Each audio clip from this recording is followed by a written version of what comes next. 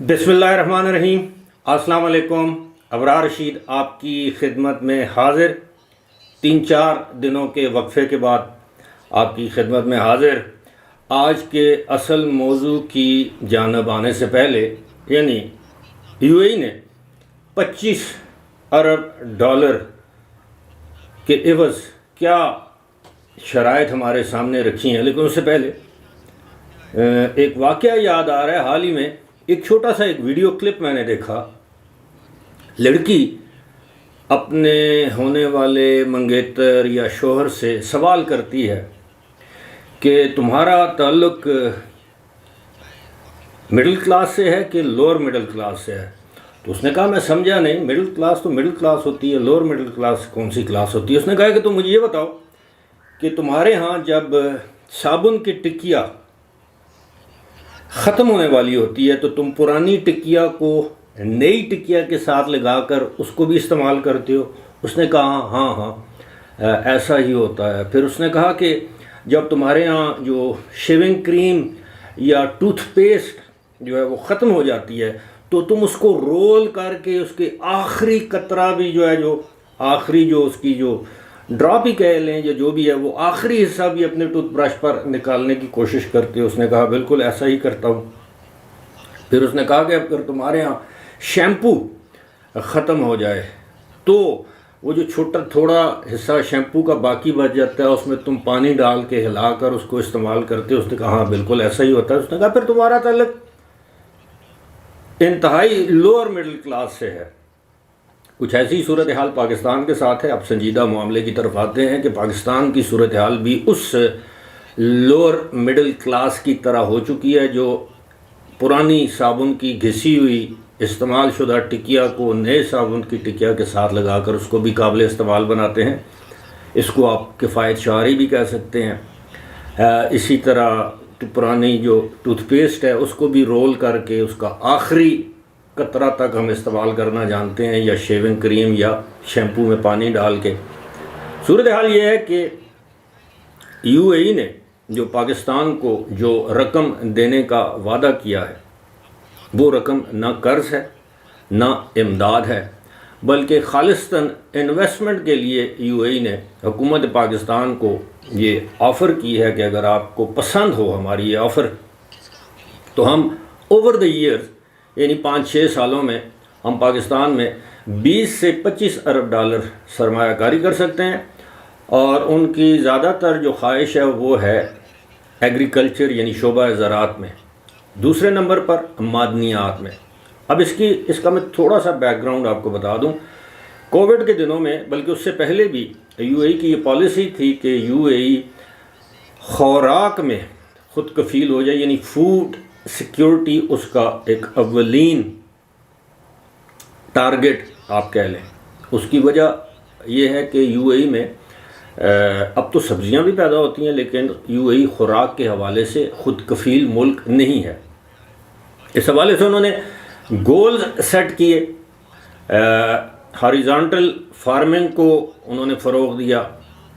انہوں نے کہا کہ 2030 تک ہم خوراک میں نہ صرف خود کفیل ہو جائیں گے بلکہ بہت سی اشیاء ایسی ہیں خاص طور پر سبزی اور فروٹ جو کہ ہم دیگر ممالک کو ایکسپورٹ کرنے کے قابل بھی ہو جائیں گے۔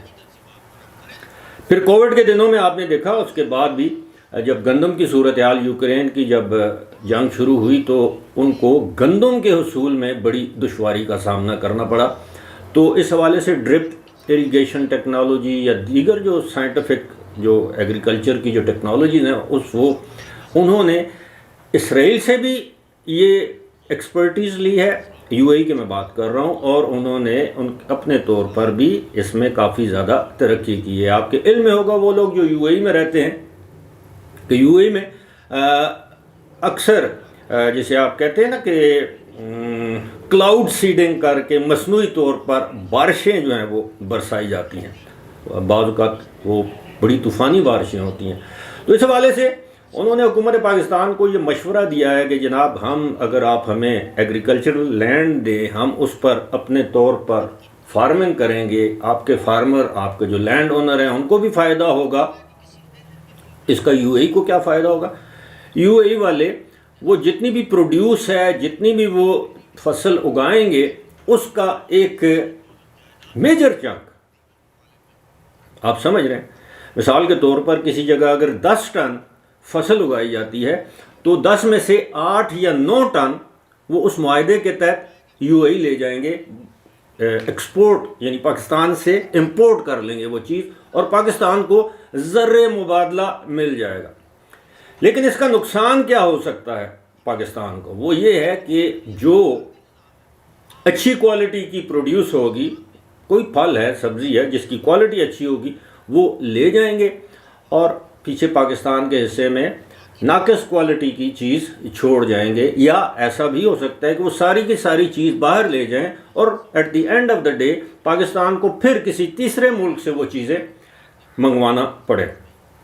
ظاہر ہے جب حکومتوں کے مابین اس طرح کے معاہدے ہوتے ہیں تو پھر اس میں اپنے اپنے ملک کا انٹرسٹ جو ہے اس کو ملحوظ خاطر رکھا جاتا ہے. یہ تو میں نے ایک خدشے کا اظہار کیا، لیکن یو اے ای کا یہ ماننا ہے، کہنا ہے کہ جناب آپ کی زراعت، آپ اپنی زراعت ہمارے والے کر دیں 10 سال کے لیے، 15 سال کے لیے، 20 سال کے لیے، اس سے آپ کو یہ فائدہ ہوگا کہ آپ کی ایکسپورٹ میں اضافہ ہوگا، بارٹر ٹریڈ بھی ہو سکتی ہے نا.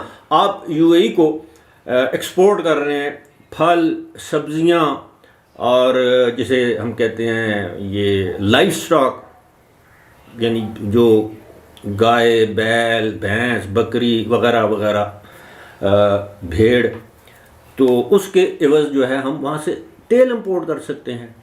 بہت سی چیزیں ہیں. بین اسی طرح سعودی عرب بھی پاکستان میں انویسٹمنٹ کرنا چاہ رہا ہے، اور سعودی عرب کی انویسٹمنٹ یہ ہے تو یہ ہے وہ پاکستان میں آئل ریفائنری لگانا چاہتا ہے. اور اب کہا یہ جا رہا ہے کہ گوادر کی بجائے ہب کے علاقے میں یہ آئل ریفائنری لگانے کی خواہش ہے امریکہ کی. دوسری خواہش یہ ہے کہ حکومت پاکستان کی خواہش ہے کہ ریپبلک میں اس کو شیئر دیا جائے. اس حوالے سے بھی مذاکرات ہو رہے ہیں. لیکن ساتھ ہی ساتھ چائنا بھی، جو چین بھی پاکستان میں شعبہ زراعت میں ایسی سرمایہ کاری کرنے کے لیے تیار ہے کہ وہ یہاں پر اپنی چیزیں پیدا کرے اور بالآخر ان کو چین واپس لے جائے، اور وہ مصنوعات یا وہ جو بھی پروڈیوس یا جو پروڈکٹس ہیں وہ چینی منڈیوں میں فروخت ہوں. لیکن اس کے لیے تمام کی تمام حکومتیں یہ چاہتی ہیں کہ جب تک پاکستان میں انتخابات نہیں ہو جاتے، ایک سٹیبل، مستحکم سیاسی جمہوری حکومت قائم نہیں ہو جاتی، اس وقت تک اس سرمایہ کاری کے حوالے سے معاہدوں پر دستخط نہیں کیا جا سکتے. لہذا ہم یہ کہہ سکتے ہیں کہ اس طرح کا کوئی معاہدہ یا معاہدات یا معاہدے کیے بھی گئے تو وہ آنے والے سال کے مارچ میں روح پذیر ہو سکتے ہیں. فی الحال مجھے دیجیے اجازت. خدا حافظ.